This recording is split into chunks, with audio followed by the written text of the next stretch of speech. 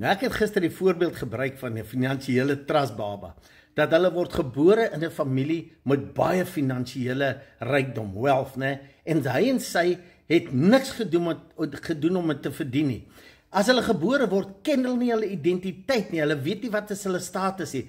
En hoe meer hulle groot word, hoe meer word hulle geleer en gelei, wat is hierdie finansiële status van hulle, en hulle word geleer hoe om daaraan te stap. En toe het ek gesê, dat elke mens op aarde is 'n trustbaba van God. Met ander woorde, ons is ook deel van sy rykdom. En dis hoekom ek weet, baie mense is vies vir my nou daaroor, want onthou, ek sê weer, moordenaar, dief, verkragter, is almal trustbabas van God.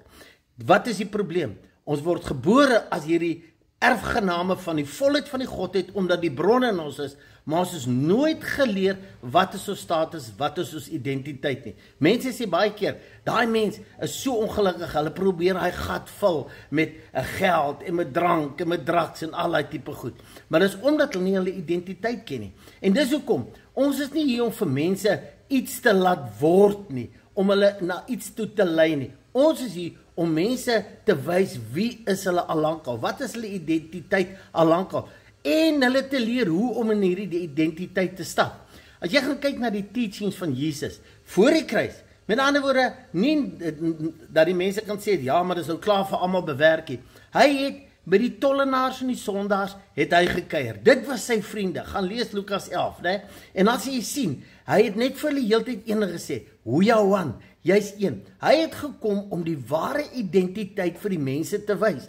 En dis hoekom ons opdrag is om vir elke persoon, en of dit nou 'n familielid is of wat ook al, wat jy dink wat heel verloor is, om te gaan sê, nee, weet jy, die toestand wat jy nou ervaar, is omdat jy nie regtig weet wie jy is, wat is jou identiteit nie. En ons moet die geestelike trustbaba status vir elke persoon wys.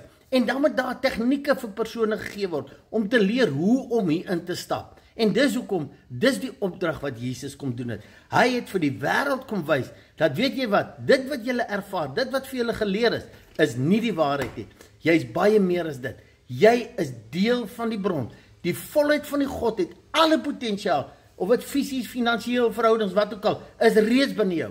Maar, omrede jy onkundig is, dis hoekom jy dit in die fisiese anders beleef. En dis my en jou opdrag. Ek en jy moet met dankbaarheid, met joy, met vrede en met 'n opgewondenheid vir mense kan wys, weet jy wat, daar is meer.